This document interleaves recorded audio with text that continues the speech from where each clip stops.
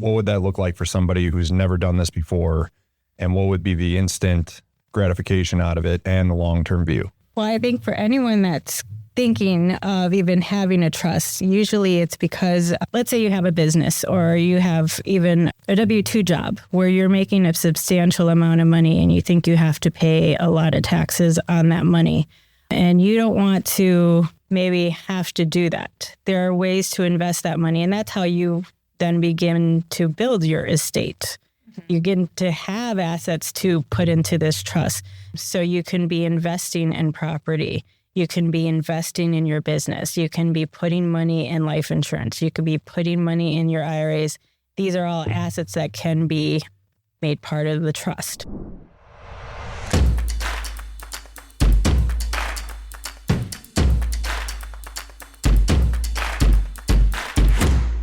Well, welcome back to our latest episode of Remember You. Expect conversations to open your mind, nourish your body, and elevate your soul. Come curious, leave different. Welcome back to you. Welcome home. Remember You. I love that. That's nice. Yeah, very nice. Okay, wait, do you guys want to actually just start with like a couple deep breaths let's do the together? breath work. So we can like Yeah. kind of lock in a little bit? Yeah. All right. So like I said before, we'll do a little diaphragmatic breathing. So that's when you inhale, your stomach is expanding. So we'll just do in through the mouth, out through the mouth. Let's just do 5 breaths together. Ready? The mouth.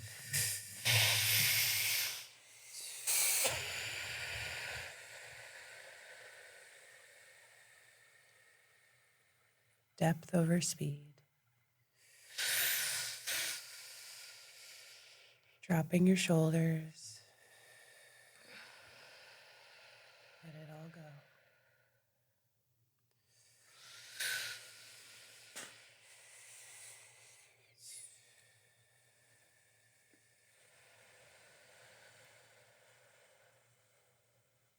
Last 2.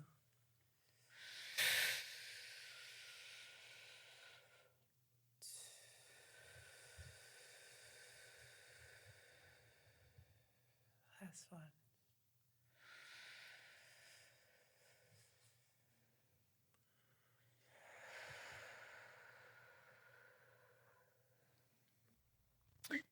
Now I want to go to sleep. I feel relaxed, so that's good. Much better. All right, well, you could take a nap under the table. It's fine. Michelle's got a lot to say today. Yes, she does. All right, Michelle, you're on the hot seat today. Yeah. Thank you for being here. Why don't you just tell us a little bit about you, your background and your company. And I've got lots of awesome questions for you, so we can't wait to learn more about wealth here. Okay, I guess I've been an attorney for 17 years, started in 2007, went to law school in Michigan. When I started, before I even started, I was in an estate planning clinic. So I was doing wills for the elderly. So that's what it was thought of as, something for the elderly, and it was just wills. But then when I got out of law school, I ended up doing criminal defense. I had a partner. He was in his 60s. He had a lot of experience with criminal defense, so we were doing a lot of felony trials and getting not guilties and growing our practice that way. Let's see. And so we were practicing together for, I don't know, at least 15, 16 years. But he had an illness. And because he had an illness, I guess his health started to deteriorate during the coronavirus time. A little before that, and so I was seeing that. I was seeing attorneys that were older, continuing to practice in the courtroom, getting ill, and I didn't see them retiring. Some having heart attacks. And so I didn't understand why they couldn't retire or why they weren't doing things to retire. So anyways, when my partner passed, I started thinking about practicing in the area I was in and who I was helping, and then the environment I was in, because it's not receptive to help criminal defendants in that environment. And I was enjoying it with my partner, but with him not there, anymore. I didn't see it the same way. And then to see what happened when he passed, and then people not understanding how quickly he could end up in hospice and just pass. I didn't know. He didn't even expect what was happening to him to happen to him. And not being prepared, maybe seeing death in my husband's family, my own family, and the way passing on assets was handled, thinking that things would just happen without even doing anything about it, not doing a will, not doing a trust, not having it in writing was interesting to me. Having relatives kind of try to go for assets when, the person that should be deciding it is the person that has the asset. Mm-hmm. They should be deciding, not someone that thinks they're entitled to it. And so I think a lot of people don't realize that when you don't have a will or you don't have a trust that's really clear, you can end up in probate court. That's where people start fighting for the assets. So thinking about all these things and what I wanted to do with my life and my health, because I knew it wasn't really good, I decided to switch and transition from criminal defense to estate planning. So, and I thought, that's how I'm going to do it. I then searched for a mentor. So I had a mentor with criminal defense, so I got a mentor with estate planning, but I also knew there was a lot I was going to be having to do. Mm-hmm. So because I had to do a lot, I needed a coach. I needed people to advise me, so I hired those people. And then even Justin became one of those people because I knew I wasn't healthy. I wasn't eating healthy. When I was a criminal defense attorney, you're going and eating and drinking and eating dessert and doing whatever you want and then doing trials and you're not healthy. And I think that's part of a practice like that. I kept telling my partner, it's stressful. Even though we think we're having fun, this is still a stressful situation that we're putting our bodies through. So we got to, think about that and take care of ourselves. So thinking about all those things, I think of estate planning the same way. If people are not thinking about their financial well-being or trying to take steps to take care of that, it affects their life and their profession and how they can handle their job, especially stressful ones. Mm-hmm. And then when you don't have people that you can count on, or you feel like you don't have someone you can count on, and it's worse. So that's why I did the transition. And so I created what was first Bolingbrook Promenade Estate Planning, because I'm from Bolingbrook. And then as I was networking and trying to explain estate planning to people, I thought people were not getting that it's not death planning, it's wealth planning. Mm-hmm. And so that's why I changed the name to Heritage Wealth Solutions, because I want people to have the mindset of this is about building wealth. You have to take steps, just like in your health, in your building of your wealth, there are certain things that you can be doing. You have your retirement accounts, you have assets like your home, investments, your own business. You can be investing in life insurance. All of these things create what is an estate. So then you can pass it down to your loved ones.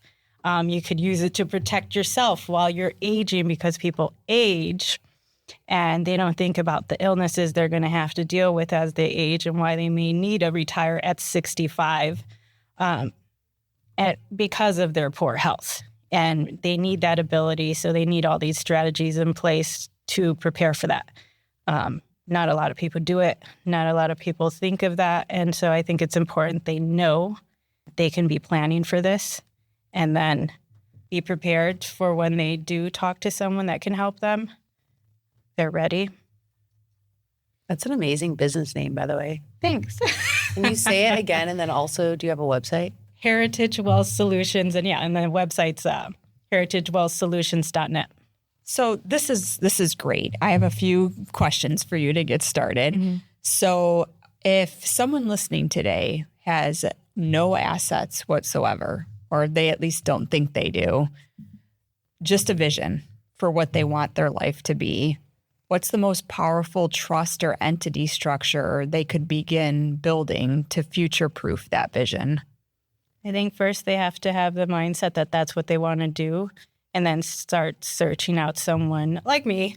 I created a legacy builder blueprint. So I have something that shows you all the different things you can be doing to be ready to create, let's say, I think the biggest thing is a trust for anyone.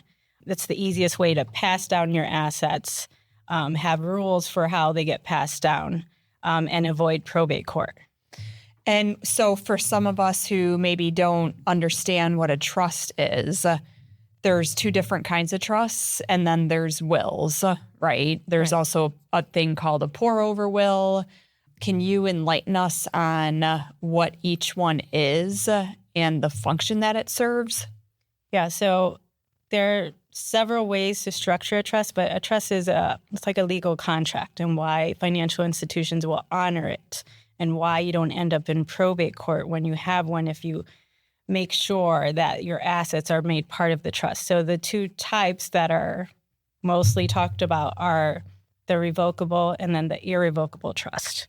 And then when you talk about pour over will, like some people just have a will because they don't even do a trust. But the pour over will has to do with you got a trust done, but sometimes people don't fund their trust is the term properly. That means retitle the assets. They don't do that properly. So to catch these things is the pour over will. So anything that's not made part of that trust you created, then you can go to probate court and tell the judge, well, I meant to put it in the trust. Got it. There's my pour over will stating that if something gets missed, it should have gone in there. I have kind of a thought and perspective to ask you on. So in my world, you got to give like an immediate, instantaneous, like instant gratification result to get people in and like have them stick with it to then go for the long haul.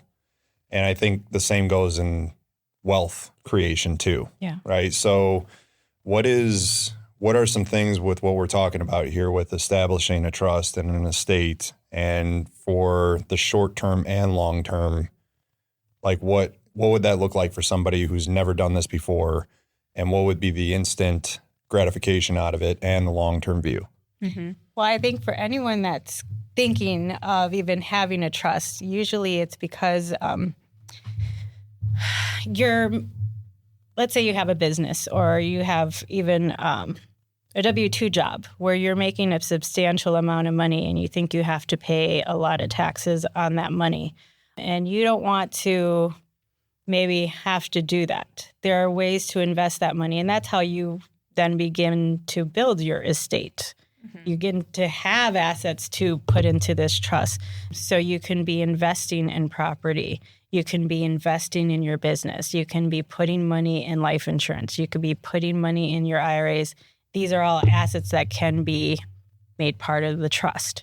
So that's a way to see that you'll get tax deductions investing in property. Can I ask a question as an entrepreneur? Let's start there. I have always been taught that every amount of money that comes in, you should have expenses. So what I hear you saying is and I do that too, obviously, everybody knows this. You don't want to pay as much tax, right? So you find, the most expensive car to lease, or you buy a new car every 2 years or whatever. Now you're saying there's other opportunities out there. Yeah. Instead of going and spending all that money, maybe you should invest it. Yeah. So there's so many different ways you can be doing that, and you may have to use all of them depending on how much money you're bringing in.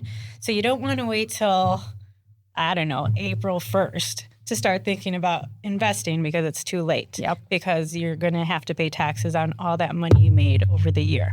So you start thinking of it as soon as you're making the money. You be strategic about how you're going to be spending that money and on what, because you have to do it. If you just 4 months before the end of the year, you have to do it quickly. Mm-hmm. If you know you're making that money over the time, some people still don't even know about getting the certain car or investing in their business. It's like you need help in your business, then pay for the person that's going to help you. And that's a deduction. Okay. So use that so you don't stress yourself out, running your business. Yep. So that's one way. Investing in property, there's so many rules in the tax code that helps you write off all these investments in property. That's why it's huge with Trump and Kiyosaki, because that's the biggest way. Yeah. I got it.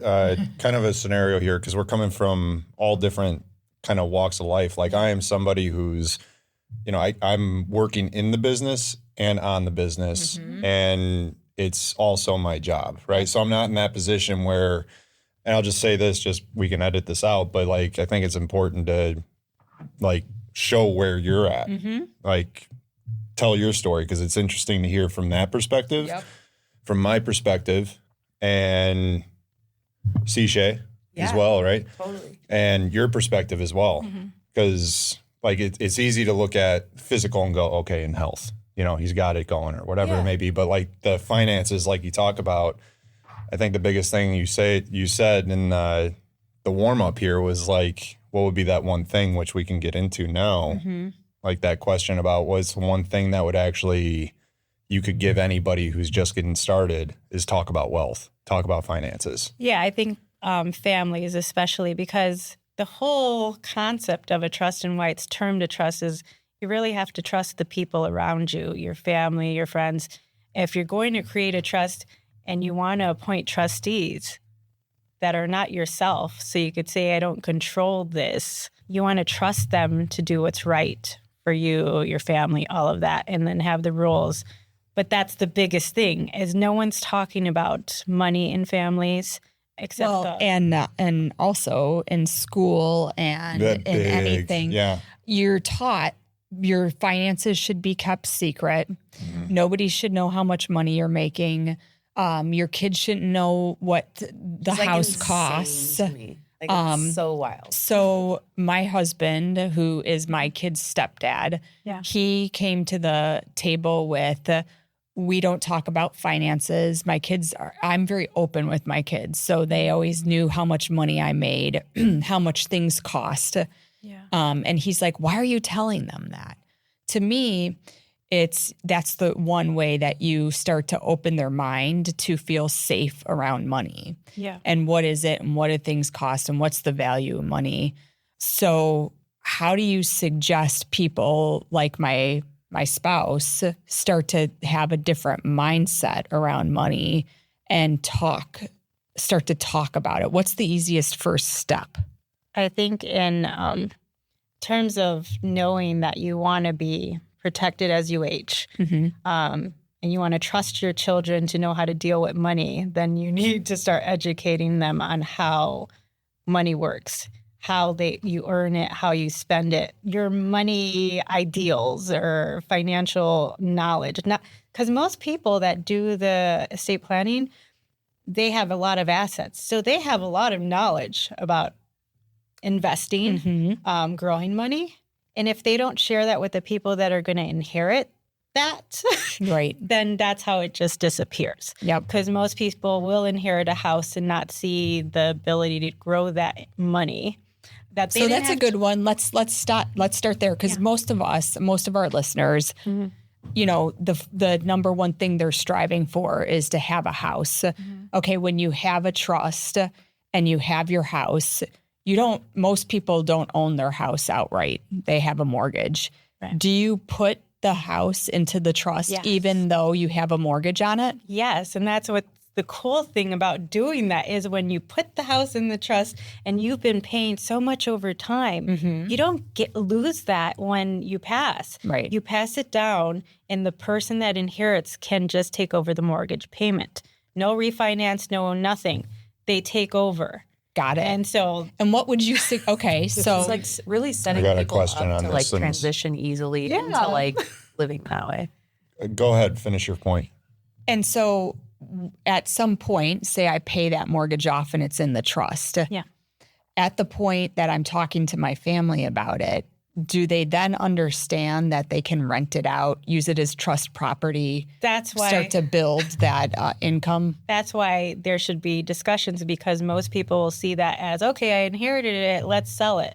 And split the profit. Yeah, and they don't see that's just not the way to do it. Yep. And if they had maybe the person that created all these assets or accumulated all these assets explaining why that's a bad idea, they wouldn't do that. Yes. But most people don't have that information. The person that got all the assets is the only one with the knowledge, and then they're gone. And then the people that inherit just don't know how to keep it going. Perfect. Yeah, there's Little golden nugget there. there's like a centralized theme here that I think we can all agree upon is like what's often popular is untrue. So like entrepreneurship, finances, health, marketing, all these things are just completely, you have to go out on your own to figure this out. And here, like hire coaches and mentors who have actually succeeded at the level that you want to achieve. So an idea came to mind that I'm interested in hearing your take on it, because I don't own a house, right? I'm renting, Okay. but I do own my car. Yeah. So many would say that's a liability, and you get what I mean? Like Yeah, I see if what you're you saying. own something, like I own stock, I own crypto, I own, those are like assets that I hold.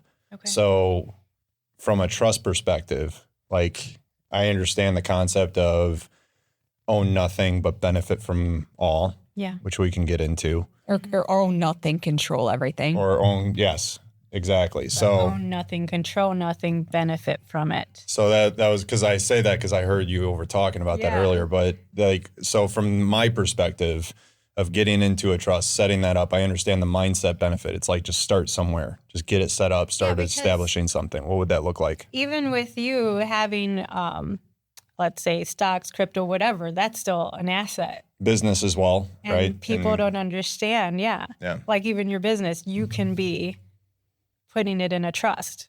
Like Yes. especially a business, you assign the interest to the trust. So if you pass, get control of your bank accounts, because right now it would just be usually just your name. Anyone, a business, as traditional business checking, right? Yeah. Still under my name. right? And Yeah. banks will honor an assignment of your business interests in those accounts to the trust if you were to pass and someone else needs to take over and you name who. So, and you can't name a minor child. So you need people you trust. So you still got to realize you have assets, even if it's not a house or life insurance or whatever. And would you say, like in Justin's situation, let's go back to the car. Does the car go in the trust? Usually vehicles, no, but those are, there is a form that goes with the trust document that you can list it there, but usually it's easy to transfer like a vehicle. And because in a vehicle you can have a car accident, usually they don't say make it part of the trust, but that's complicated another- stuff. So you have Yeah, to another path. just talk to your, So, but if I owned nothing, like if the car was the only thing I owned yeah. and I wanted to start a trust, can I start a trust with just a vision, or would I put my car in there so I have something? Good question. Well, I wouldn't start a trust for a car. Okay. Is the first thing, unless it's like a Ferrari or something. And then I could see that doesn't really get driven. It's like a lot. collectible. Yeah, there's a Not different, that's there's an not a actual asset. Yeah. liability Yep. usually. So I wouldn't start a trust for that. But you have to still consider you have all these other assets.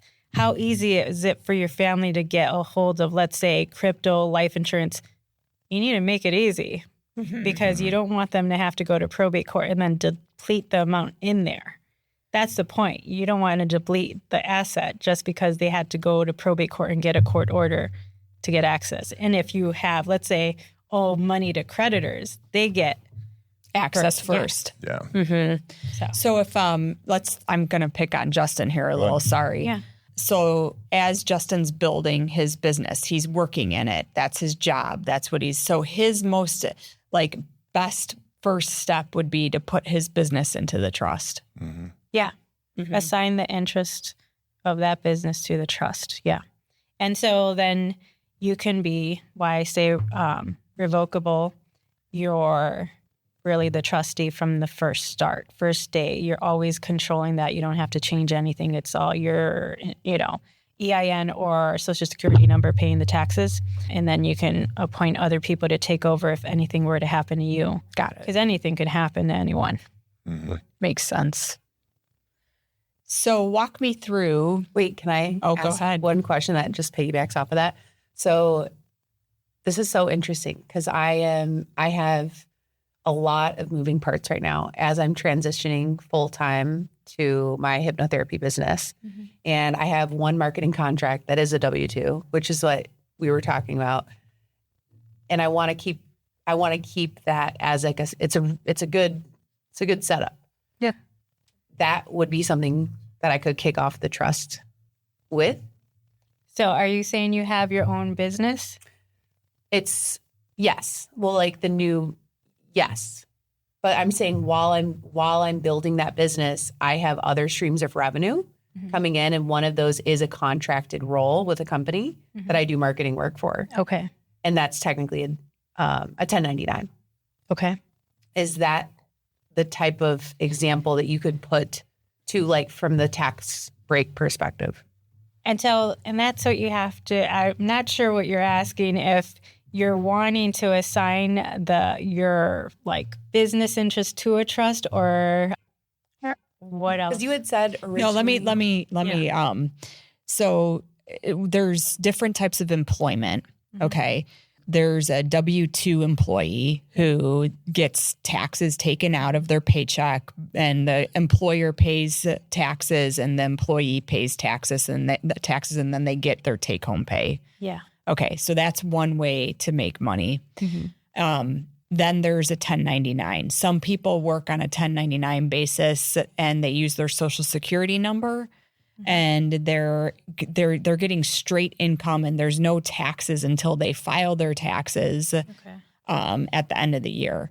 And then there is you're a business owner and you have an EIN number that you've registered with the state and the federal government. Usually it's the state, I think, that you then pay yourself, usually a W-2 through that company, but you can also bring revenue into that company as however you set it up from a tax perspective, right? So I think what then you're getting at is having like a business succession plan, because let's say you have a person that's hiring you. No, I think it's lower than Even that. smaller.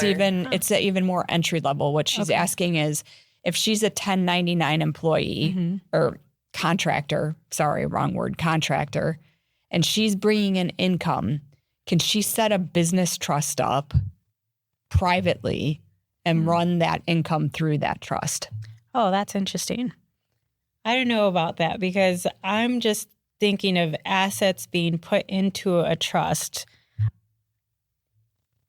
but trying to run a business through a trust is not something that I deal with. Okay. So Carry on then. Keep going.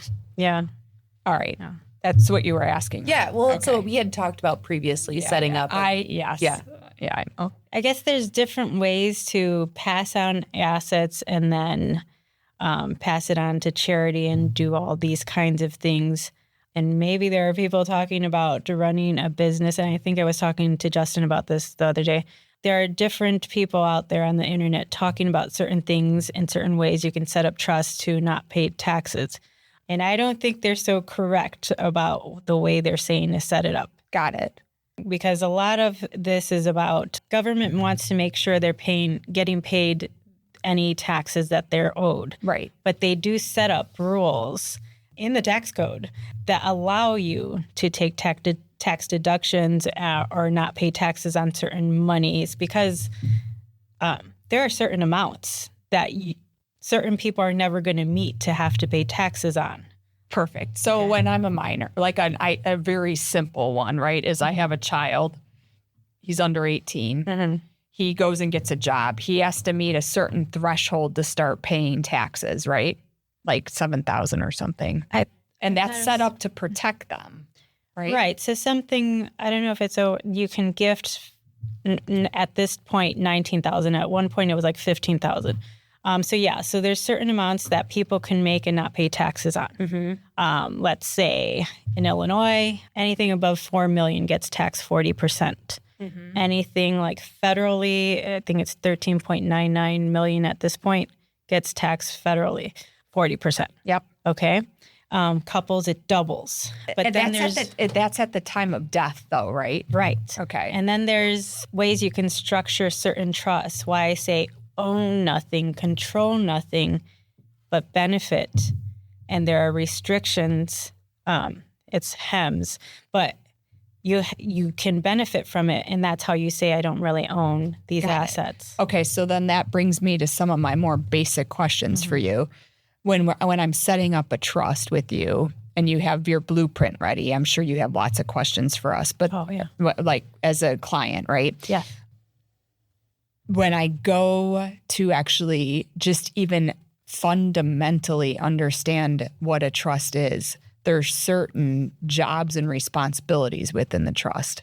So walk me through what those responsibilities are. Like the first one would be what we would call a grantor or creator of the trust. Who is that person and what's their part in your blueprint? Okay, so usually the person that's coming in for the consultation, I give them an intake form. It's a long intake form because you're going to be telling me all your assets and who you want to benefit. They should also be telling me who they want to be appoint as trustees. Okay, wait, don't talk about trustees yet. Okay. So we got the grantor, that's me, the creator. Right. And I am coming in with my assets and I'm going to create the blueprint for my generational wealth. You're going to tell me what you have as your assets. Because I have the blueprint of what I think people should be doing. So I don't have to know. I just have to know I have a house, right? And I have this cryptocurrency, and I have this business. Yes, and you got to tell me all that you have. Okay. And then when you come into the meeting, then we can discuss. Well, who do you want to benefit from this, and how? How, like if you have kids, you have 2 kids, 50% each. But who are the trustees that are going to handle? All right. I think a lot of people get confused with the trustees. Okay. So I can get behind, I'm the grantor, I'm the creator, I'm your client, I'm working with you.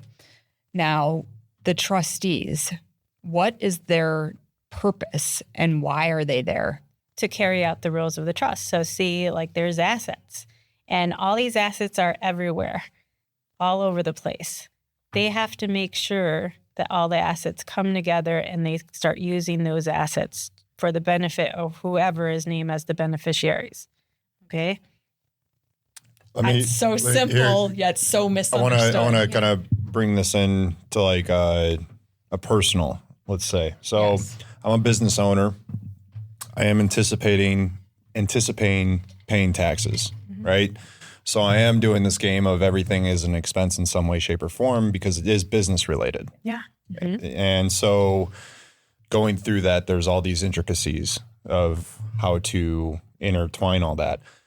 The business being an asset, something that can go within the trust, that seems like a step one anybody can take advantage of, whether you're an employee, contractor, business owner, you could get into that.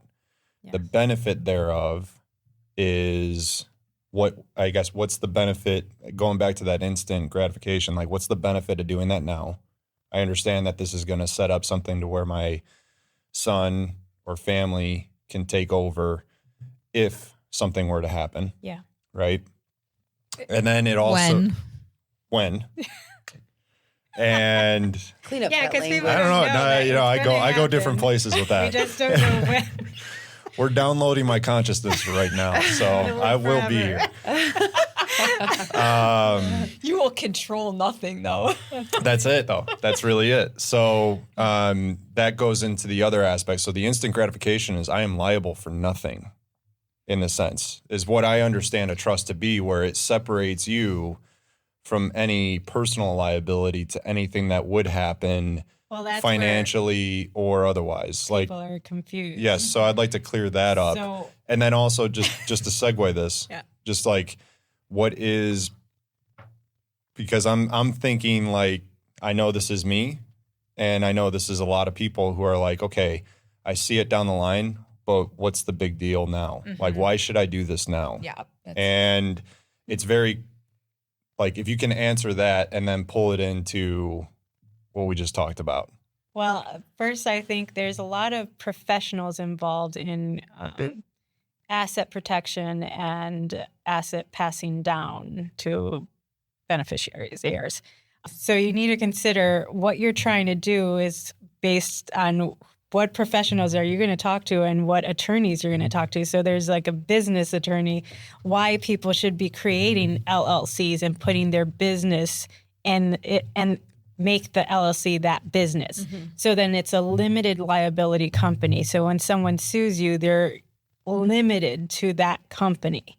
Like if someone creates a lot of companies, so they don't have access to all these other companies, and why people then assign the interest of that company to a trust. And then if you make it irrevocable, that's different because of how a court will say, okay, pay out this settlement if something were to happen. And why you get advised to say cap that company at $1 million or $2 million in insurance. With your general liability insurance. Yes, so that you can pay out on a case if you had to, if you were sued, and they're limited there.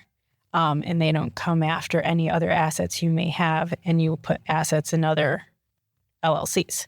So that's a way to limit liability. But then when you want to put it in a trust, a trust doesn't become irrevocable till after you pass, unless you make it irrevocable during your life. Yeah. So you can go You can do that. You can do that while you're and But so the then- benefit of But then you need limitation. trustees, right? So Okay. then you need trustees that are not you to start controlling that asset. So that, like, let's say you get sued, then you could say, I don't have control of how this gets dispersed.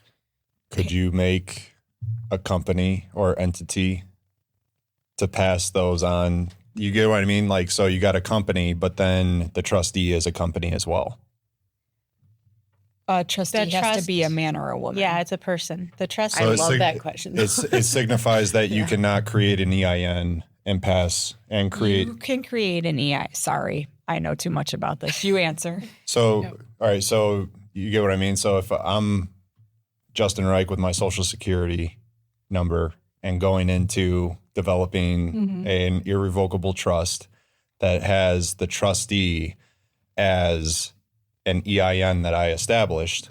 But the trustee is a person.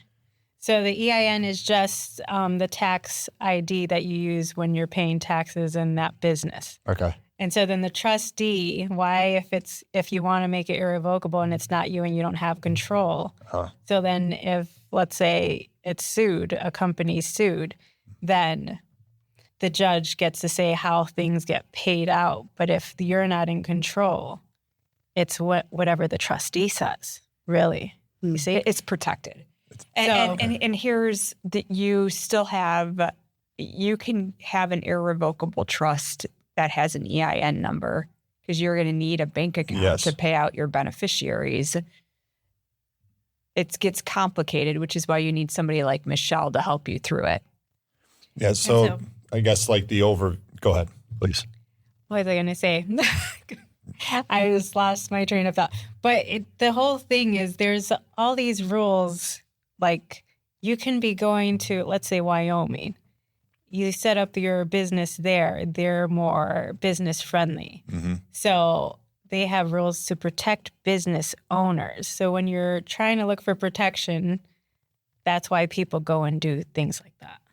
So I guess back to the scenario of, okay, who I am, what I have, what I'm doing, right? One of my purposes is to reduce liability and reduce taxes. Yeah. Like, and you and I have talked about that a lot, and you're like, yeah, it does that, right?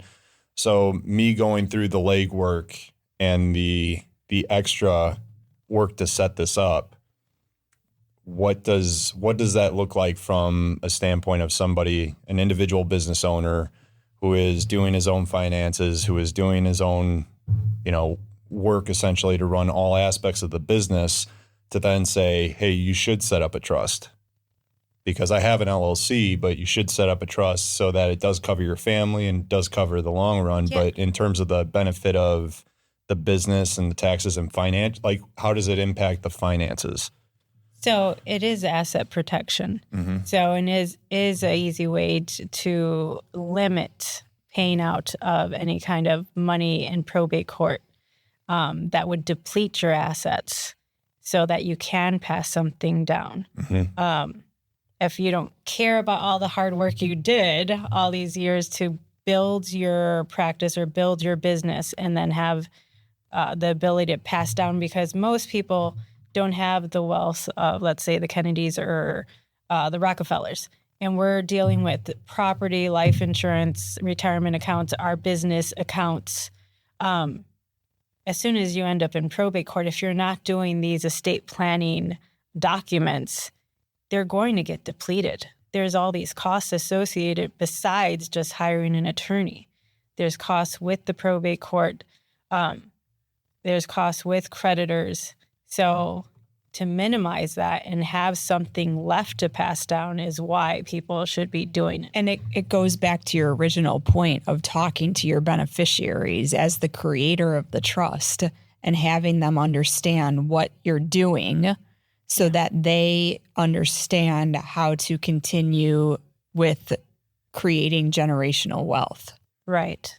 Because the family has to have the concept in their brain that this is what we're doing here to work together. Yes. It's and what I'm hearing you say is you want instant gratification. It's not there. There is an instant gratification with creating this that Michelle can go through with her clients individually, but it's understanding that this is a long-term, multiple generation way of preserving wealth. Why do we think the Rockefellers are so powerful? Right. They protected everything that they had through different trusts. And I'm saying, like, when you corrected me when you're going to, you're thinking long term, whereas I'm not thinking you're not. that aspect of things where it's like, you got to think down the line. And it's easy for me to kick that can down the road. Yeah. It's easy for me to just kick it down and just go, okay, I'll approach it later. So that's where I'm approaching, like, authentically. Like, I need to establish a long-term plan. Yeah. And because that's how you get there. don't. Because I think day to day, month to month, year to year, and then you age. And then you age. In your 60s, and then you can't work the way you used to work. And no one's thinking of that. So you need to have a plan. You need to be thinking of all the ways you can build this. And even for young listeners that are thinking like, well, this is totally irrelevant for me because I'm 18, 20, 25, even 30, and I don't have any of this stuff. Well, they can start to think about it even in a situation of marriage. So, most young people are thinking like, I want to get married someday and all this great stuff, right?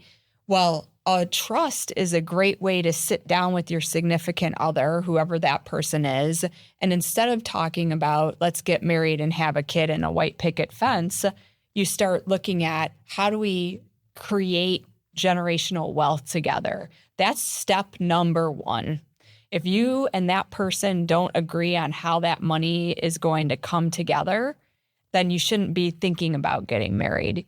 You should be thinking about how are we coming together and are we ready to enter into a union, whether it's a true union as we know marriage or a trust union, where we create a trust together. And guess what? If you come on hard times and want to split up, splitting that irrevocable trust is impossible. So you better be ready to join your lives together. Definitely. Wow.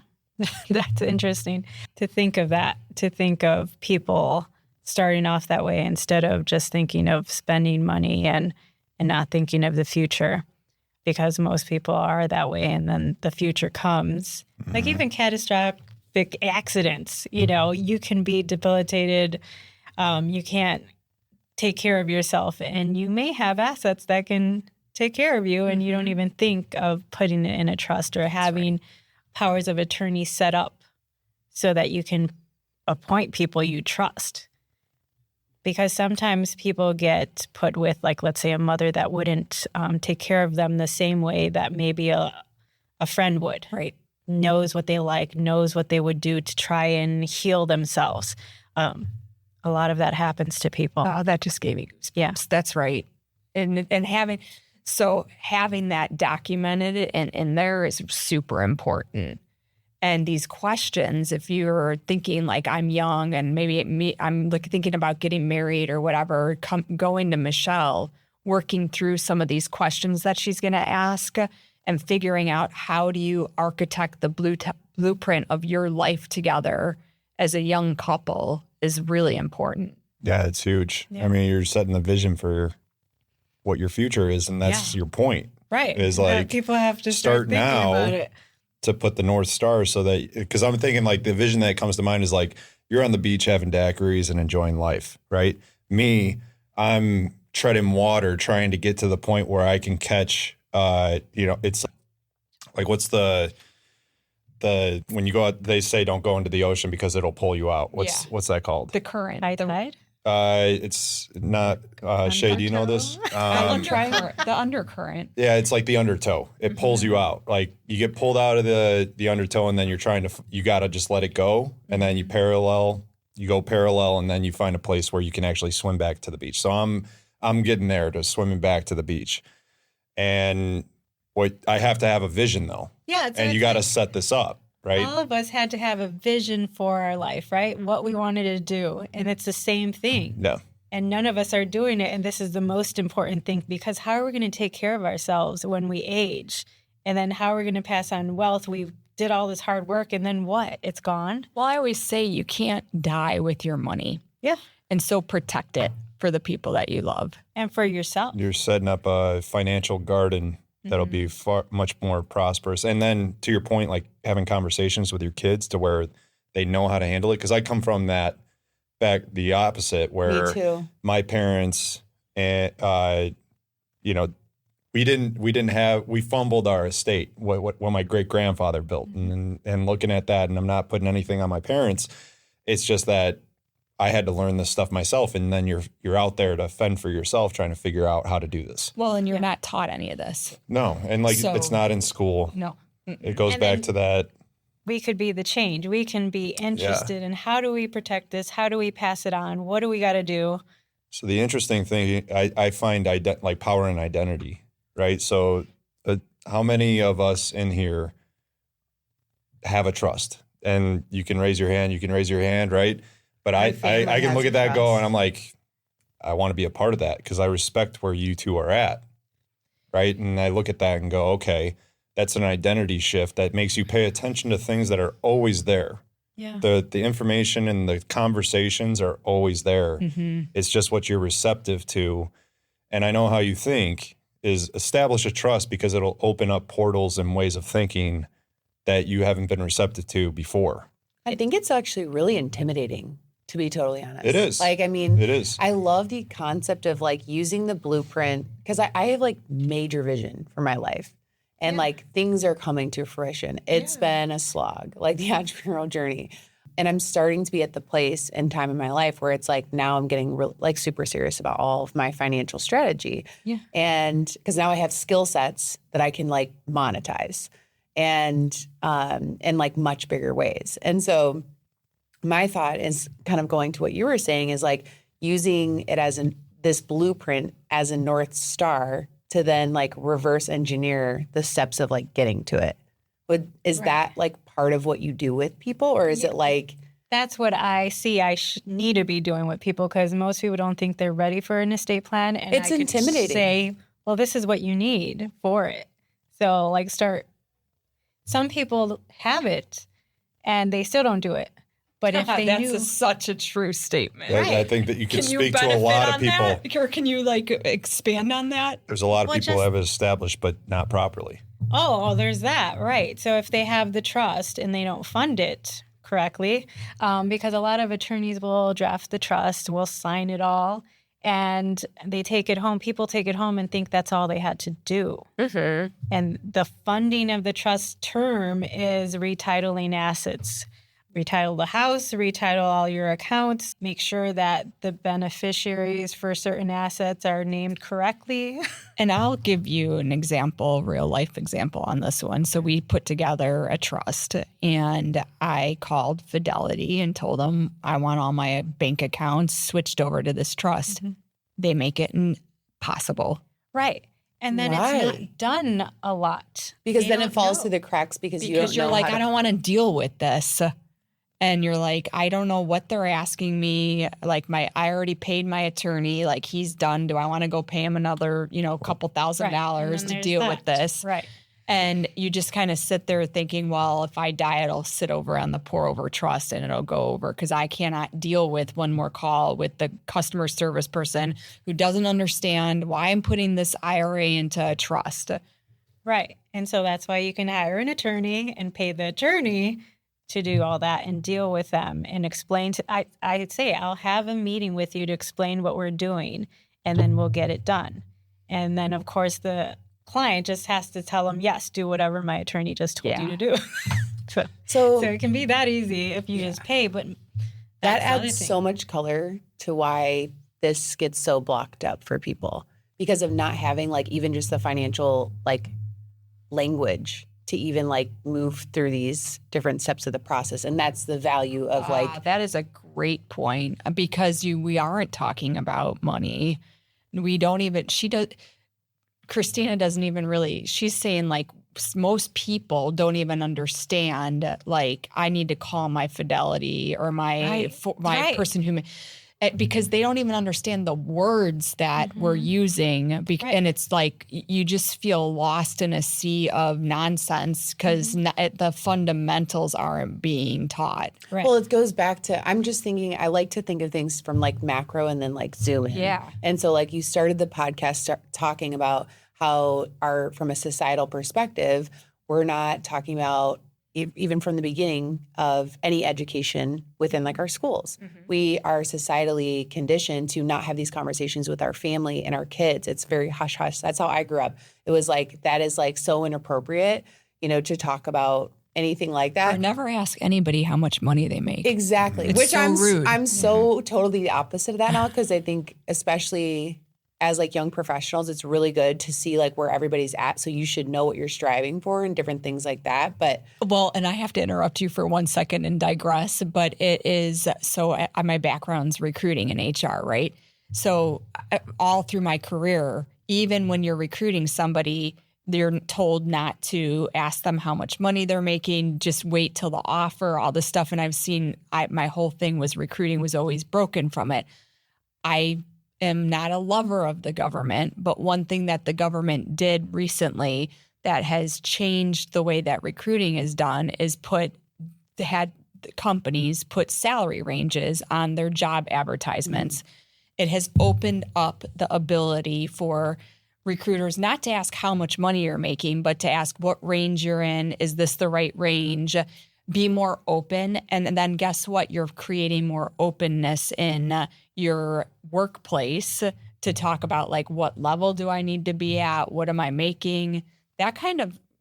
This needs to be even a greater project for people to work on so that we have more visibility to what people can do with their money and what they're making. Right. And just to go back to the macro perspective I was saying is that, so it starts there, no education in like any school systems as like young people, family conditioning, societal conditioning, we can't talk about this. And then you're sending your kids out into the wild. They just think credit cards are bad. Don't do this. Student loan debt is like, the worst thing in the world, which there's so many ways to like reutilize that, like different perspectives around all these different things. And then are starting to get wealth and, they're, increasing their salary and income and don't know even how to make their money work for themselves. Yes. So it's like, where do you go? I mean, I just described kind of a partially my journey with money, but that's like 80% of the people that are in my world, and half of them are making very, very good money as entrepreneurs. Well, and that's one reason why I was really excited to have Michelle talk about herself and what she's doing today, because for me, I worked really hard for 25 years. I mean, I was, making a recruiter's salary. I had an idea And I was like, I need to change the way that recruiting is done, right? So I set out and I did it in 2019. My company exploded by 2020. And I had zero understanding of a trust, how to set my company up so that it could protect me. I worked with a CPA that basically said, here's what you do every year. This is the expenses you can do. This all very like CPA driven. That's exactly. And it's, you set a company up, you get a good CPA.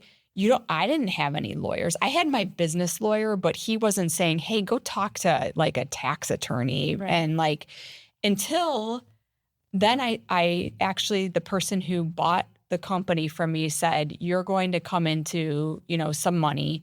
He goes, you really need to go talk to a tax attorney, talk to somebody who can protect you. And I did not take him seriously. Mm-hmm. And so we lost, I shouldn't say lost. We could have protected a lot of that for my generations to come. Instead, we made some mistakes, and I didn't understand the trusts. I didn't understand wills, and I didn't have the right team to protect me. And at that point, you were like gassed because you were like, I just want to sell this. And like, yes. You've been working your ass off for so many years.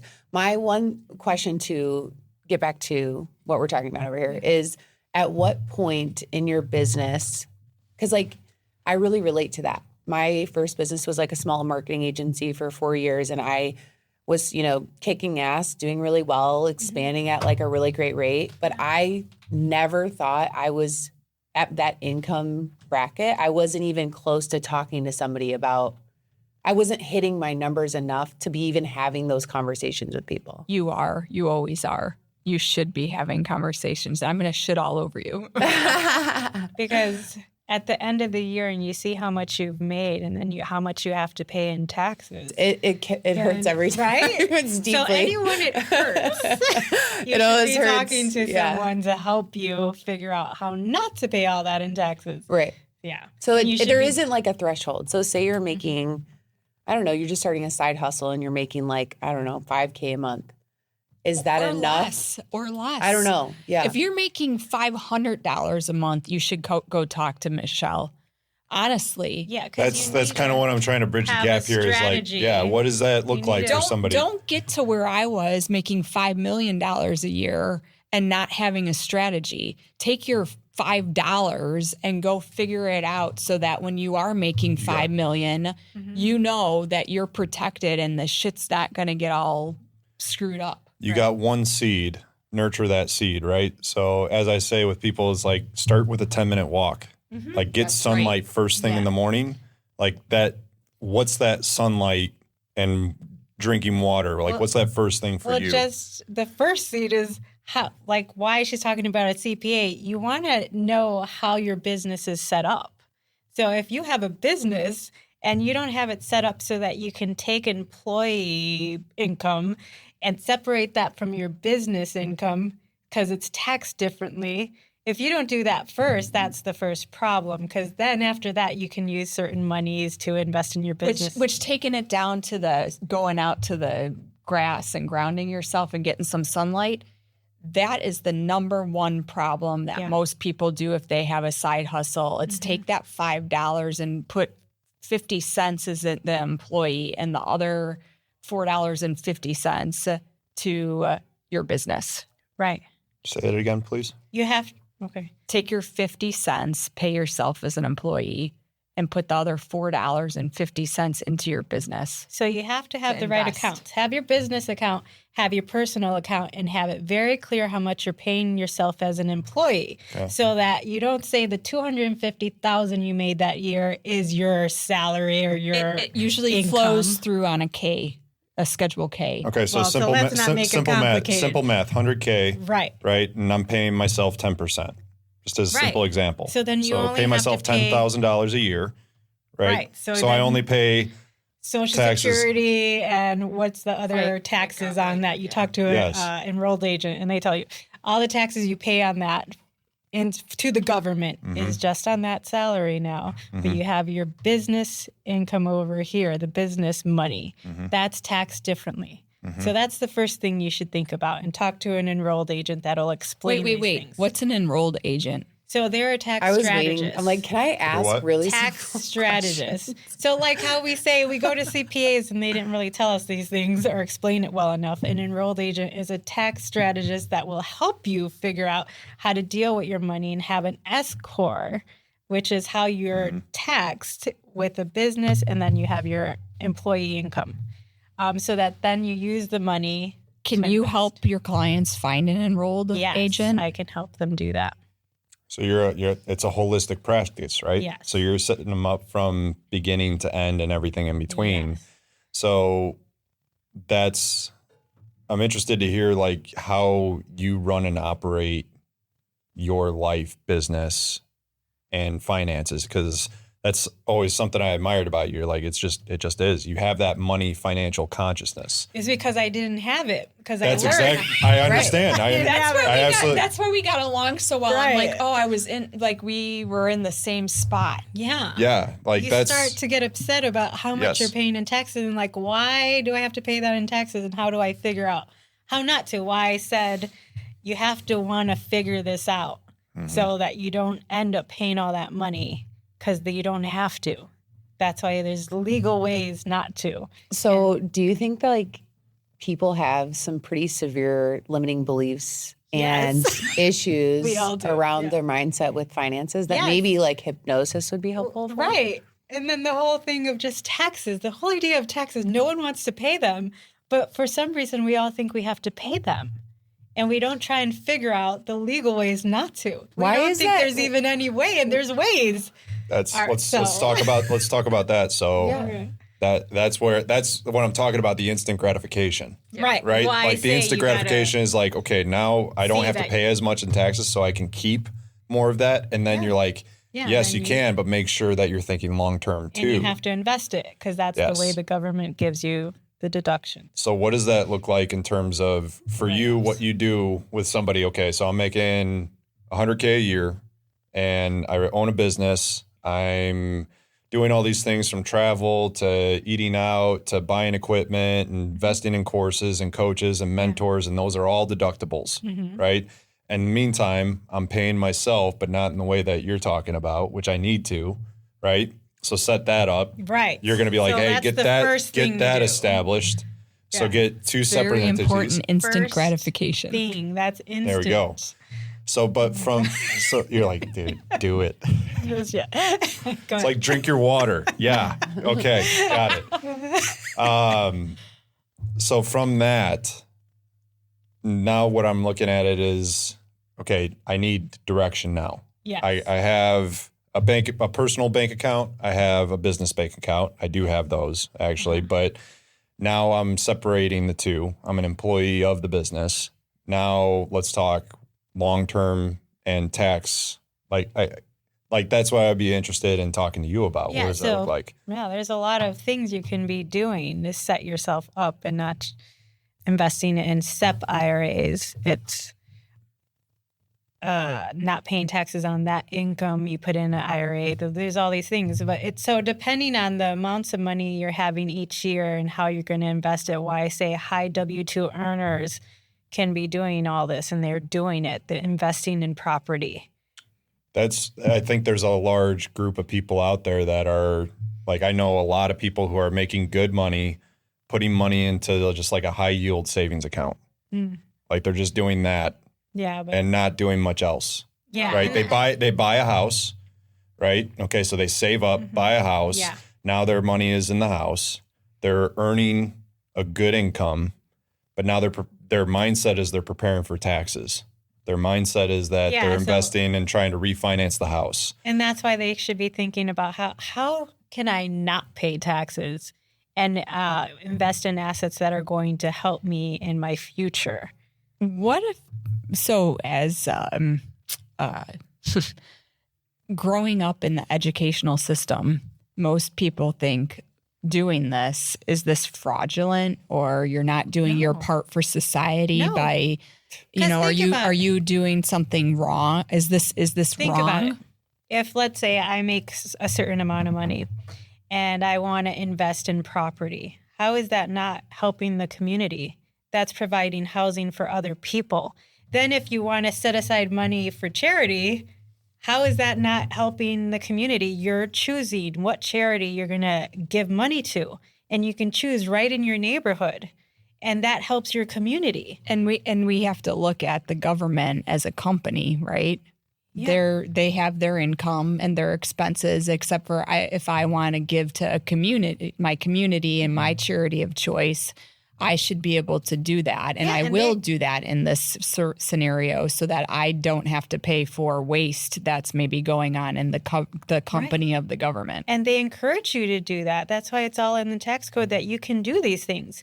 But if people are not doing it, then give it to us and we'll tell you how we're going to spend it. And I don't need to feel bad about doing that. Okay. You should feel good that you're intelligent enough to figure out how to use the tax code legally to invest in your community and choose which charities you're going to invest and grow your business in your community. This is what you're doing. So how are you not investing? So somebody who's financially literate connecting with Michelle, who's also financially literate, you know, you can see in others, as you said, that you connected so well. What was something that blew you away from others that you've talked to, other professionals, that made Michelle stand out? Michelle understands the vision of how you create and maintain generational wealth. And she's been there. She's made the mistakes. And so she knows all of the mistakes to avoid to help you so that her knowledge can be used so you don't make the same mistakes as really both her and I did. Yeah, you recognize that because you made similar mistakes. Exact same mistakes. Yeah, that makes okay. So, in what you're saying to everybody is, don't make these mistakes, so do these things. Yeah, if it makes you sick to your stomach to think I got to pay that much in taxes, is there a way not to? No, there is a way, and there's people that are willing to explain this to you and help you do it. Mm-hmm. So you can do it legally. So somebody who feel good about it, right? So somebody who says, "Okay, I make $250K a year," and they are an employee, mm-hmm. and it's just like a common thing. Take 50% and just put it away because I'm gonna have to pay taxes. What's your advice on that? Well, here's what I think where people need to start. If they're not comfortable with setting aside money, this is what I pay for taxes, this is what I give for donations, maybe set up that kind of system to get comfortable with that whole idea of I can't spend this money or I can't spend that amount of money. Because I know where I started, I wasn't even doing that, and why I would owe a lot of taxes and didn't have it at some point. Can you explain that? Like the differences between those two? So like the tax brackets, like when you start making money, there's all these tax brackets and you need to know the amount at 10% is a certain amount. And then it goes all the way, if you had Obama, or let's say any president, at a certain point, it was 37% if you made up to a certain amount. Mm-hmm. So that's a lot of money. Mm-hmm. So if you're at one point making $140,000, you're paying $40,000 in taxes. If you think about it, it's like, why can't I don't know, do something else with this money and get a tax write-off? Mm-hmm. You can, but you're not thinking about it. You're not investing in your business, getting a property to run your business out of. You're not investing in anything. Well, and there's so many other different things that you can think about with investing. I mean, we can do IRA. We'll do a whole session on this, but so if you want to actually be an investor in a pre-seed or seed round of a company, you have to meet certain thresholds set by the government. I think it's $200,000 individually for your income and $300,000 married. If you're making that kind of money, you should be joining the syndication groups and different things like that to pool your money together so that you can invest in different things outside of a stock market and a SEP. Those are just general like entry level things that you can be thinking about.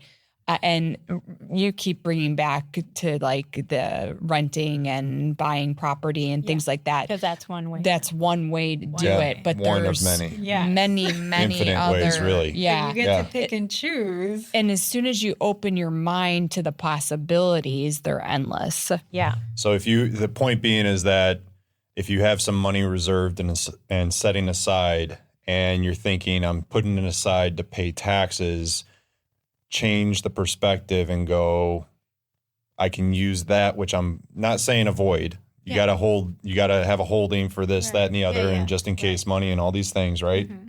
But you're essentially looking, how do I get this money to work for me? Mm-hmm. Yes. That's right. Right. And so in that regard, that's why they would come to you.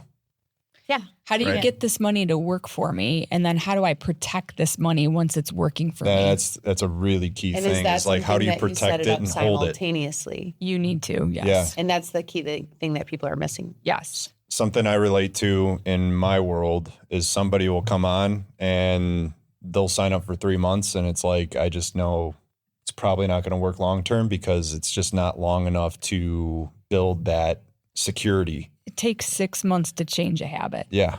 It's, And even longer for like a full identity shift. yes. And then people need to understand that wealth building is a long-term game, not a quick gamble. It's not a fad diet. No. Well, this is the thing. It's like what I'm really interested in is, you got to set up your environment to change, Yes. right? So And essentially, mind. if there's any takeaway from today, it's call Michelle to get into that position to build that environment, Yes. right? Yes. Whether Be- you're making $5,000 a year or you're making $5 million or $25 million, they should be working with somebody, Michelle or someone like her. Because and take that for our listeners here is like the caliber of awareness here financially is like it's between you two. It really is. It says a lot to say, go to this person for this, whether you're making $5,000 a year on a side hustle or looking at building a whole entire forest of financial wealth and securing it. And it's just as important to accumulate, but it's even more important to secure it. Yes. Yeah. It's huge. Amazing. I have I wanted to go back to your intro where you got emotional Oh. because that was I was like, oh, this is perfect What? because it says a lot about who you are Okay. and what you do Yeah. and why you do it. Mm-hmm. Like what came up during that time as it relates to finances and wealth, because it is a part of it all. That, experiencing that transition where you went from with your partner to being on your own. Yeah. Was there a change in your financial consciousness during that time that triggered you to go down this road? I think it's really sad when people are building their wealth and working so hard to create what they created, their business and their practice and doing it so well, that they didn't take time to take care of themselves. It's a sad thing, I think. Yeah. Because you have to take care of yourself, and doing all this is a part of taking care of you and your well-being. Because it's like you invest so much in yourself and others, and you help so many people, and then at the end, you may not get it back. And part of it is you should be taking care of yourself from the beginning. Yeah. So then you can receive that. So, And when you're saying that, what do you mean by taking care of yourself? and that's what estate planning is. It's taking care of yourself, because it's not just the trust and the assets in there. You're saying, this is going to take care of me. I'm going to make sure I get to live in my house until I pass. I'm going to say all my money I accumulated over time is going to take care of me, because it's in the trust, it's in the contract. And then all these powers of attorney when you age and you can't or don't want to go to the bank or handle medical things, you have people you trust handling them for you, because we're all going to age, and sometimes we're not going to age very well. And I think going back to one of your other key points was who do you trust to take care of you? Right. So then to build those relationships over your lifetime, picking who you're going to be around so that you have people you trust around you also helps your well-being. That's right. So to be more picky will be helpful. And to be thinking about all these things would make your life a little better. That's a key point. No matter what you're doing, Discernment. you have to.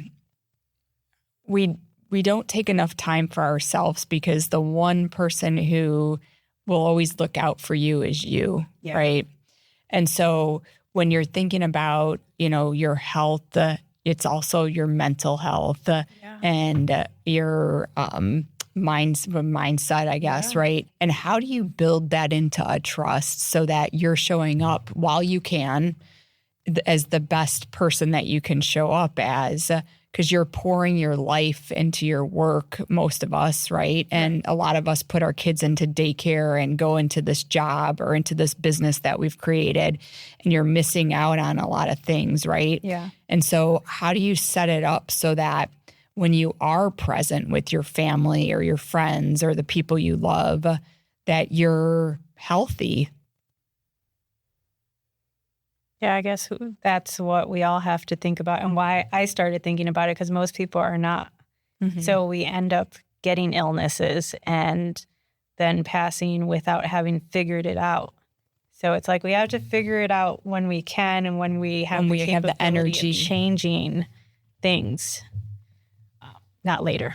And it's like saying that it's like that's the purpose of kind of why we're all bringing our perspectives together, is like building a foundation where the trust and financial, strategies and aspect of your life it happens now. Mm-hmm. The, fitness and nutrition and those habits have to happen now. Mindset, the subconscious reprogramming, all of those things have to happen now as a synergy in order for you to create a life that you're not missing out so much on those moments with your family, or you're able to be pursuing an interest in your career or profession that you actually really love, that feels maybe purpose-driven or mission-driven. But it's like they all need to be done at the same time and like in a compatible way. Yeah, and I'll give you an example from my own personal life. I poured my life and my soul into my company, didn't leave my desk 90 hours a week. I knew that I was not healthy. I knew I wasn't eating right. I knew I wasn't. I did make working out a priority, but it was almost like a chore. It wasn't like a exciting thing to do. Yeah. And for me, my trajectory, I'm in the perfect place that I should be, so I don't have any regrets. The trajectory of my business and my life would have been different if I took a step back, took care of my mindset, my health, and made me a priority instead of putting everything else first. And I am blessed that I'm here able to share this information with other people, and it didn't kill me, but it damn near killed me. So with that, we all got a lot of things filling up the plate day by day, week by week, right? So setting aside time, focus to be able to build this, part of that is an easy way to do it is really just contact Michelle, a professional who knows what they do, lives, eat, and breathes this. Doesn't do it as a side gig. This is what she's about. And that allows you to set time aside, right? Because that accountability is what people hire for a service. Right. If you're a coach, consultant, or any type of within that realm, you're not in the business of whatever business you're in. You're in the business of accountability. You are holding them accountable to what they need to do. And then they could just pay me to do the hard work and have their free time to do what they need to do for themselves. So it's you're the general contractor for finances. Mm-hmm. Yeah. And overall well-being, because she's going to push you to think about, should you partner with Justin for some of your health issues, full functional health? Should you partner with Christina for some breath work and hypnosis? Should you come to the other Christina for some business advice and hypnosis time? What are you looking for? Let's plan it out and take care of you. Yeah, absolutely. Well, and I think it's just so interesting hearing everybody's different perspective, because the through line for me is that the bigger picture, again, is that we're kind of taught to put ourselves last and at such a young age, and that sacrifice and like this ridiculous work ethic is like so celebrated and rewarded, when in reality, like no one wins when that's like the program. And so switching your mindset with all of these conversations to going back to, that's why we need to remember you, is like understanding that what you're pouring into and investing in within yourself is not only going to feel good, but it's going to ripple out into every single person that you care about, even the people you come across. I mean, we're sitting here having these conversations and some random guy walks up and is like, whoa. Our buddy Juan. Oh, yeah, Juan. Sorry. It was just like, what are you guys talking about? This is amazing. And starts sharing his dreams and like conversation. It's like, that's how it works, I think. It is how it works. Nice. That's cool. Oh, yeah. Wait, is it my turn? It's your turn. My By all rapid means. fire. Let's do your rapid fire. All right, sister. These are probably pretty basic, but I just wanted to wrap up with some questions about estate planning trends. Okay. So we'll start with the biggest. Let's start with digital estate planning. Do people view this as legitimate or risky? And what is your opinion? So you mean like do-it-yourself estate planning, or people just go Online wills, digital wallets. Yeah, those are just basic ways To get started. Yeah, and why you meet with an attorney to tell them your assets and what you're trying to do and who your beneficiaries are and who can be a trustee is why you need to meet with an attorney. Because we're trained to think about all the facts of your particular situation, because not everyone has the same situation. It's like each client's a puzzle. Yeah, and then everyone's net worth is different. And what you can do with that net worth is different in terms of trusts and stuff like that. So. Okay. So as far kind of like you brought this up a little bit, but how are people handling crypto and digital assets and estate plans as this like world kind of explodes? Well, they're making it part of a trust. So Is it keeping up, like, or all like, is it being included as it becomes more and more focused? yeah. So and it has to be, and people have to keep track of all their assets. Otherwise, it's just going to be lost, like it's been lost for a very long time. That's why we have the Department of Unclaimed Property, life insurance policies, bank accounts, all of that's in there. Interesting. Okay. Based on this conversation, would you say are more people setting up trusts earlier in life, or is this still something nobody's talking about? It's still something, I think it's more talked about now because of social media, but it's still something I think people are thinking is for the wealthy. And that's why I want to talk about it more, so that they don't think that's what it is. And if they really want to avoid probate court, they should seriously consider a trust. Is there a growing trend of people gifting assets while alive? Yeah, well, people with substantial wealth have the ability to gift $15,000, or I think it's $19,000 a year. I forget. There's certain amounts every year. It changes all the time, so they can be doing that. And that is like benefit to their to their beneficiaries and to themselves. They don't have to pay taxes on that. Exactly. So there's all these different tricks depending on your net worth that you can be doing. Okay. How has COVID changed the way that people think about estate planning? Have you noticed a major shift or not really? Yeah, not really. I think people really don't think anything's gonna happen to them, and then they don't really think to do anything about it until they pass. And that's why I think it's important to talk about this and how it can benefit them right now if they're thinking ahead. It's harder to make it benefit you when you're already going to pass away. Right. Okay. Younger generations, have you noticed a trend if they're more proactive or still avoiding it? Like me and Justin. Still avoiding it. What are you talking about? I don't know. I'm not. I'm here. I'm showing up. I'm Yeah, like, this is- I'm this- no, literally this is- taking like yeah. pages of notes. More This whole talked about, you conversation. have more knowledge Yeah. than you would have had a few years ago. So. But I'm just saying though, like, I mean, from like a pure statistical perspective, are your clients, what are the age brackets? Yeah, they're like older. Okay, so like that's what I'm So saying is why like, it's so important for them to know. Like Christina and I are not that old. yeah, no, I don't totally. think we're that old. I'm and we were I'm thinking still about in it. my early 40s, I guess I could say. Okay, early 40s. See, I'm 47. So it's like late 40s, but I should have been thinking about it earlier on.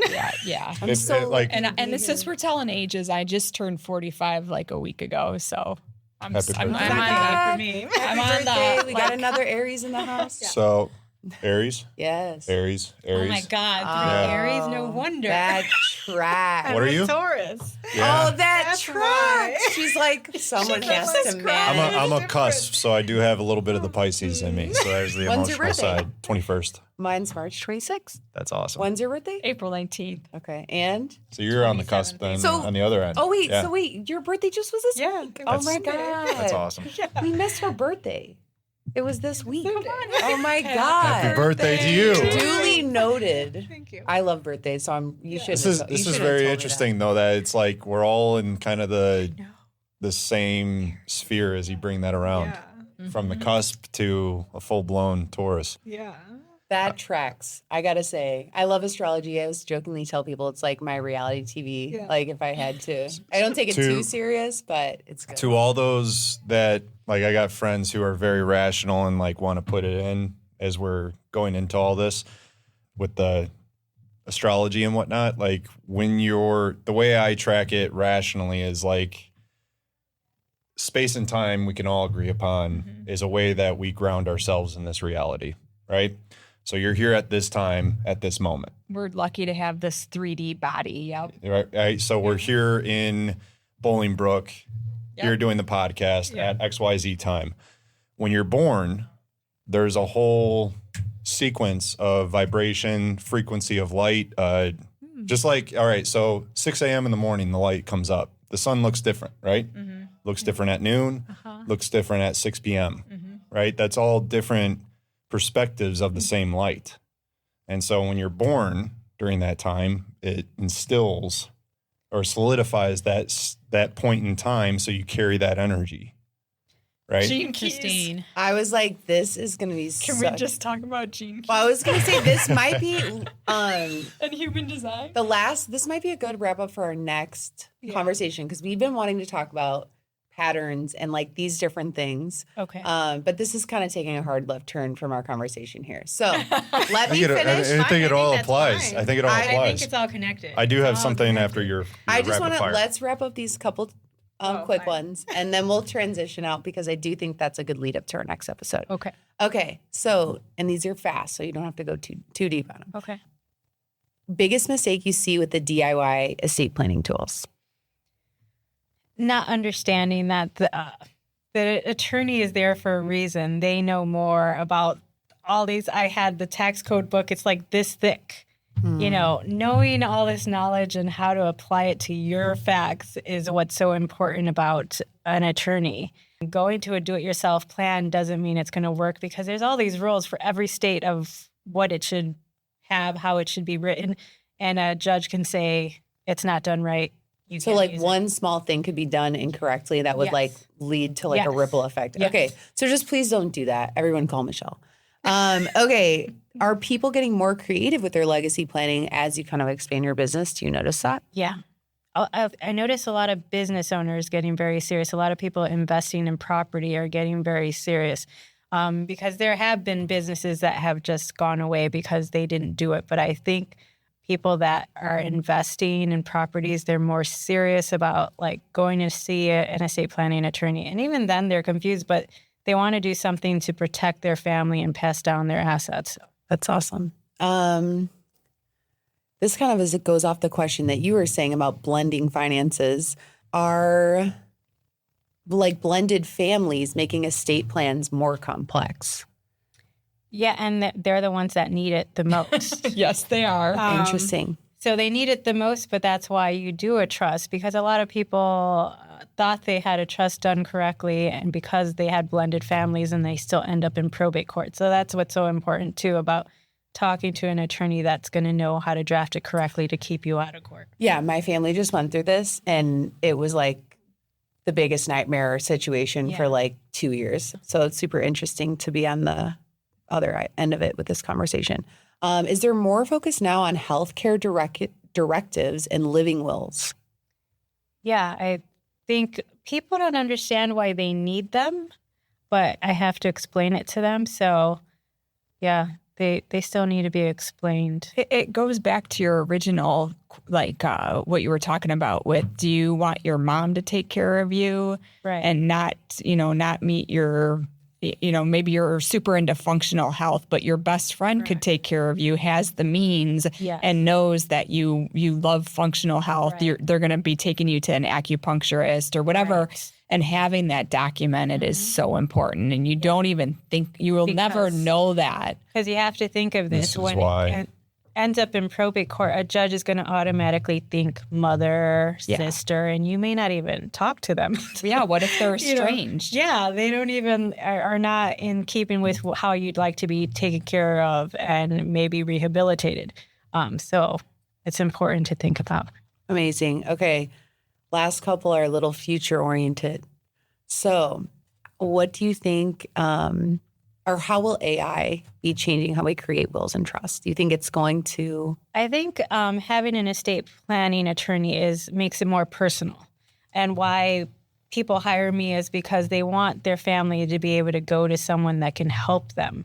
Like if they do pass and something happens, they need someone to talk to, and these are the steps that we can take to make sure everything goes smoothly for the family that's grieving now. AI is not going to be able to do that. Fine, you could ask them to draft a document, but AI is not that perfect in knowing everything and applying everything you would need to do for your particular document. An attorney can know, I'll take this out, I'll put this in, and the person that's doing AI doesn't know enough to know that AI They can't create like not doing it thorough right. enough prompting to like even know Right. what they don't know. Yeah, exactly. Because Got there's so much involved. Which is in like how with you can anything, right? draft it. There's just so much. Okay, last 2 questions. Could blockchain replace traditional estate documents? I don't see how that can happen. I'm just curious, No, I like the don't think future so. where everything's going. No. Okay. Never say never, but right now, no. Okay. Couple things that I'd like to ask. Are we doing okay? Yeah, you're good. Okay. So, lost my train of thought here. Give me a Blockchain, moment. AI. Yeah. The AI prompting. So this is a big thing. I know you use it a lot. Yeah. I know everybody Yeah. here is using AI. And Got like to. just bringing it in even deeper, like the expertise that you have utilizing AI, it can draft up something. Yeah. People kind of take it for granted to say this is the looks contract. good. But you know you know how to look at it from 20 different angles, whereas Right. somebody may only look at the document from 1 or 2 angles. Right. It may not cover everything you need covered, even in the drafting by an attorney. You have to go and get draft something that's not standard and put it in there because your client is different than another standard document that you would see. A good example of this that I think everybody can relate to is if you're creating a company and you want to create the company and you have the idea and you put the prompts into AI, you have this great idea, right? AI can generally get you an LLC operating agreement or whatever. But even then, it doesn't cover everything. And you I've don't, seen that. yes. And you have to still have your own unique vision in there. And that is for you and the professional that you hire to be your partner to figure out and navigate. Yeah, and the drafting of these types of documents is very critical, the wording, because you can put in something that a judge is just going to say that's not what this is. Because you put this sentence in there, now it makes it not an irrevocable trust, or it makes it not a trust. Good point. You know, all these things. And it's like, why do you want that problem? Why do you, I mean, if you think about in the larger scheme of how much you would pay in probate court in comparison to hiring an estate planning attorney is very small. So how much money are you willing to lose just because you didn't pay that minimal fee up front just to get the trust done? Yeah, I think the big thing is people going into this thinking they know it all without thinking that they know it all, but like just kind of going into it like you don't know what you don't know. Right. And do you have somebody who's an expert in every important aspect of your life, I think is really a key to success. Yeah. So you don't have to go and learn everything yourself. Well, I think that's like every super successful person, like you get a baseline understanding so you can at least, again, like the financial language, it's like just understanding the basics, but then get to a point where you know you need to outsource, like someone who's the expert. It's like you're creating a board of directors for your life. That's exactly right. And- That's the way I see a trustee. The trustees acting as the board of directors for your life. Totally. And that's what, even just being an estate planning attorney, you need the enrolled agent, the financial advisor. You need all these other professionals to help with this person's estate to just make it flow to the next generation nicely. I love it. I'm done with mine. I just want to reiterate, like, success leaves clues, right? Like seeking help and reaching out for advice and direction, I think, is the shortcut to success. And to the point of trust, it's important where you get that information from, and that you trust that information from, or that person, most importantly, to get that information. So. Yeah, I'll ask you one final question. There's a lot of stuff on social media, TikTok, Instagram right now that are talking about like all these people who can break the code of, financial wealth and all this stuff. And, your advice to them. My advice to them, even with listening to me, this should be informational purposes only. I'm not your attorney. I don't know your situation. So don't take what I'm saying as it's applying to you, just like everyone else on the internet, especially some people, I don't think they're even attorneys talking about this. You should not believe what they're saying because they can take the tax code and interpret it incorrectly. So why you should meet with your own attorney, hire them, make sure you trust them and believe that they know what they're talking about. Maybe meet with 3, I don't know. And then pick one and then go from there. I love it. Do your research, have some discernment, and do what's right for you. Right. Love it. Did you have any other questions? Plenty, but another time. We're like, we need to let Michelle go take a walk, touch some grass. Thank you so much. Big conversation. Thank you so much. And then let's wrap up too with, so you mentioned your offering of like having this blueprint. Is that like what people can get in their initial conversation with you? What's the best way for people to reach out to you? They can email me. So I would say michelle@lifewillsandtrust.com. Email me, ask me for it. I'll send it out to them. And so they get it. Is that a free resource or something that? Yeah.